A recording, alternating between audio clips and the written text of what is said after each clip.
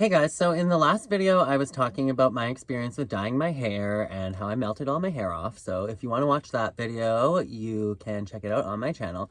But in today's video, I'm going to be talking about my experience with piercings and all the different piercings that I've had, because for some reason I don't think I've ever covered that or talked about that here on my channel in all of the years that I've been on YouTube. So I started out my piercing journey when I was probably like 5 years old, and I always wanted one ear piercing. And I was a 90s kid, and during this time, the coolest thing that you could do as a kid in the 90s was to have your ear pierced. And not both of them, but just one. And back in the day, boys would just get one ear pierced, and I believe that it was just your left ear, and that was mostly common. You would never see boys with two ears pierced, especially like younger boys.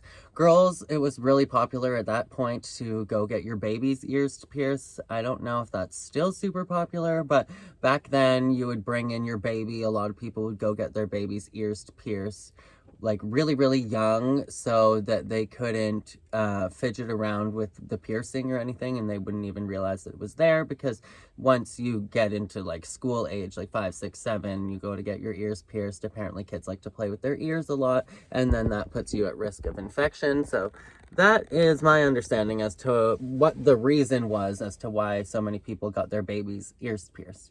Now, I personally would always try and pierce my ears at home using like a tack or a needle, and I would just be like pushing it in slightly. It never actually went anywhere. And it wasn't until I watched The Parent Trap with Lindsay Lohan, where Hallie is convincing Annie to go through with piercing her ears because they did the haircut and they're about to switch places and switch parents, and Hallie is going to go back to London as Annie, and Annie's going to go back to Napa, California as Hallie. Jeez, that was a mouthful.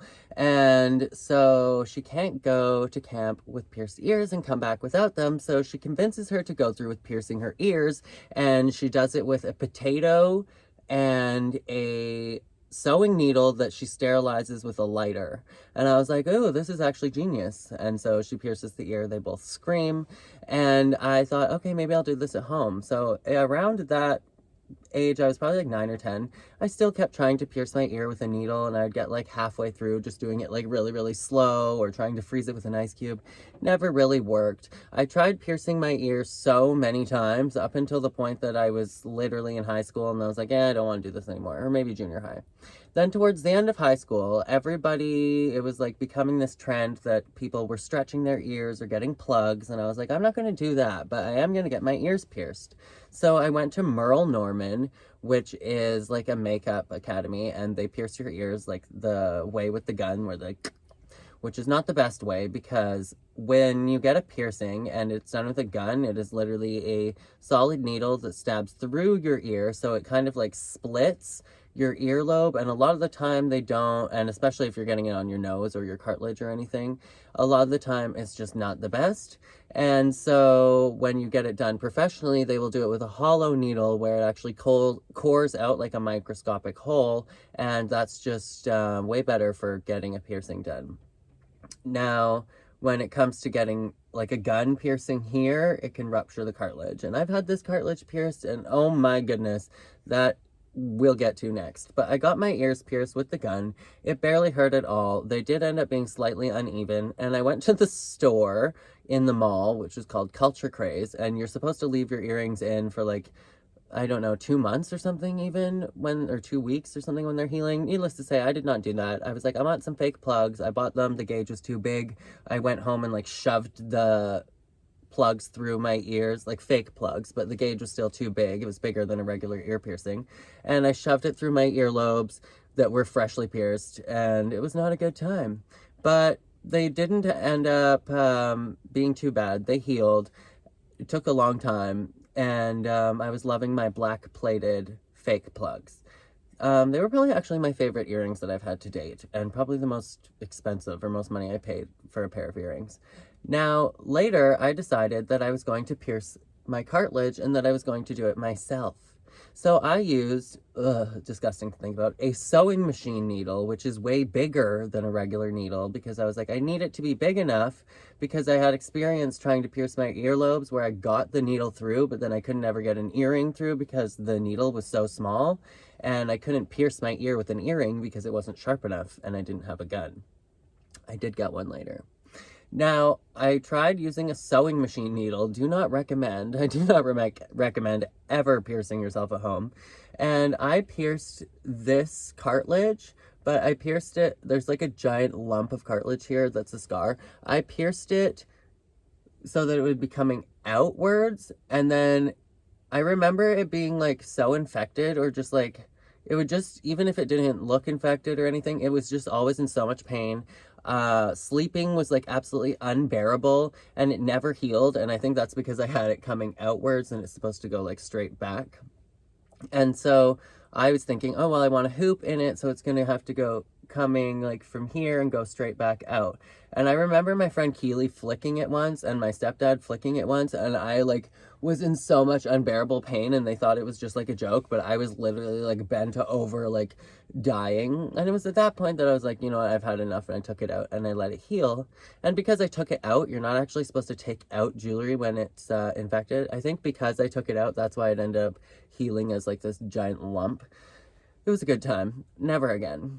Then I decided, again, stupidly, that I wanted to pierce my lip, because I was working at Moxie's, and I had this friend, Nicole, who I'd actually known from back before I even got kidnapped.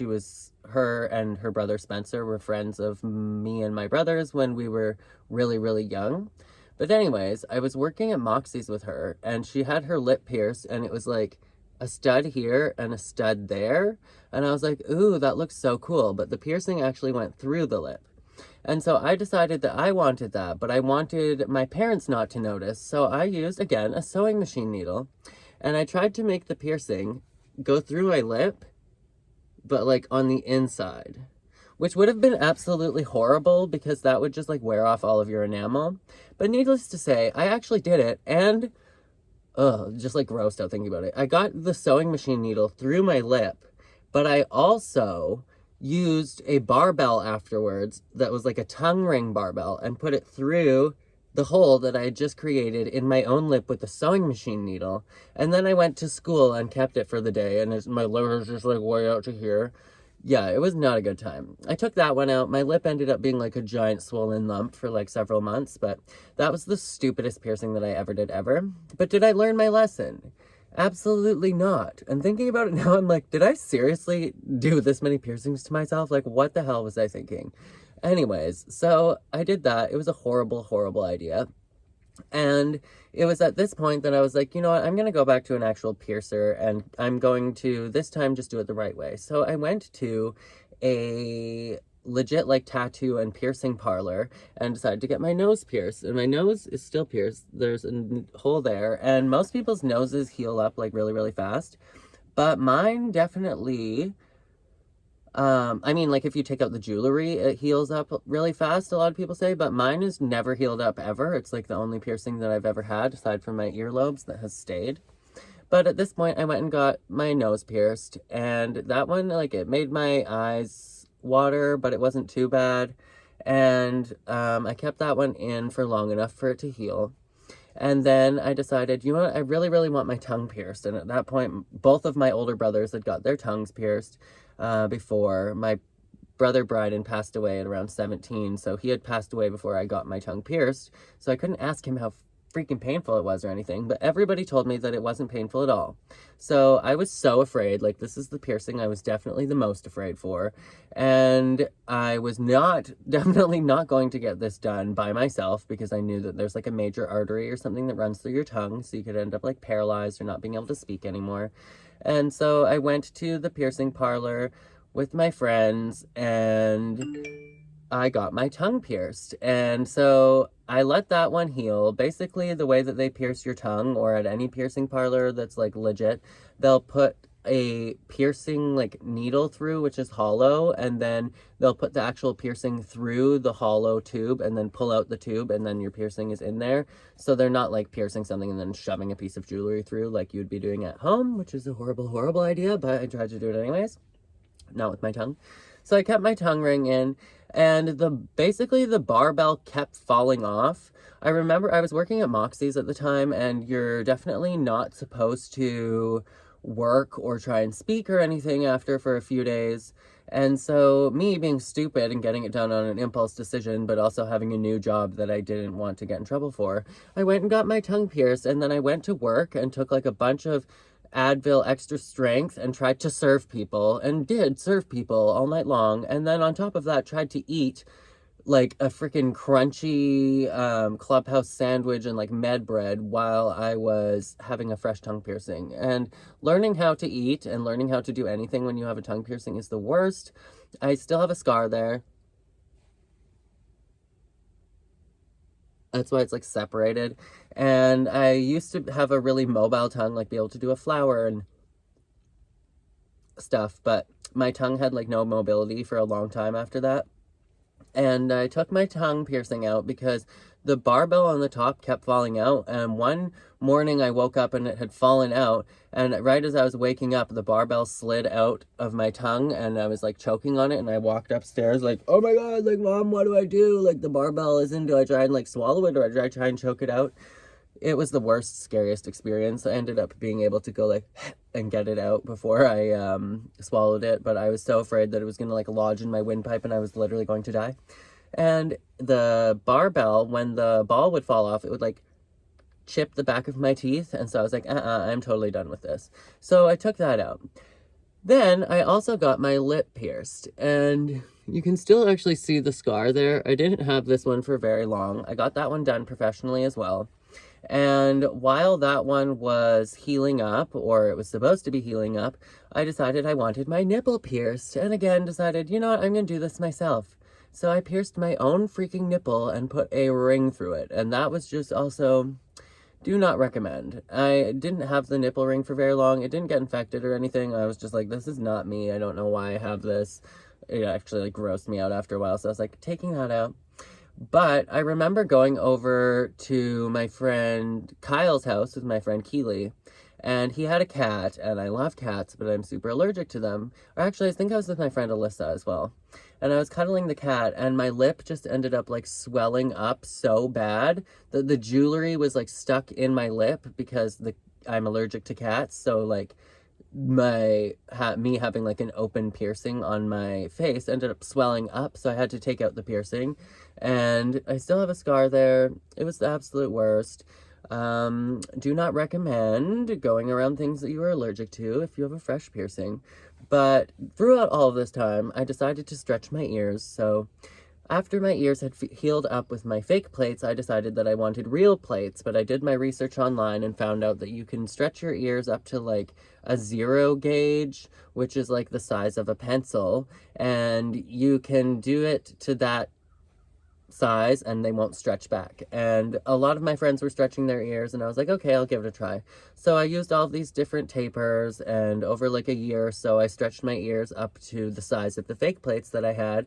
But I just thought that having stretched ears was so gross. Like, they always smelled disgusting. You had to clean your ears all the time, and this is healed ears that aren't infected or anything. So I personally just found it really gross, and so I was not into that, and I ended up taking them out. They did shrink up quite a bit. Like, I just wear studs now, but they definitely never shrunk back up to like a regular piercing. So whoever said that if you get your ears to like a 0 and then take them out that they'll go back to normal, I don't think that's so true.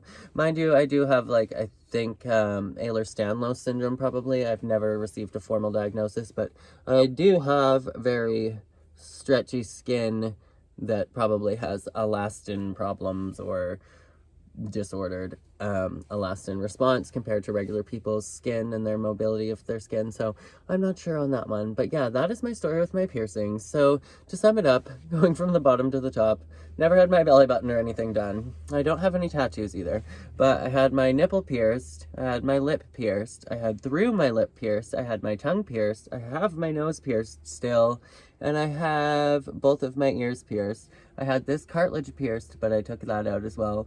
My brothers had like their eyebrows pierced. I was never a fan of that one either, but that was my experience with piercings and all of the piercings that I have. Will I get any more? I would say definitely hell no. No interest in getting any more piercings. Sometimes I put in my nose ring, just like a tiny little stud, but not usually. I wear stud earrings just because my ears are pierced and I don't like the look of just like pierced ear holes with no earrings. But if I had the choice, I would probably remove all of the piercings and all of the scars just because I'm like, meh, not really interested in it anymore.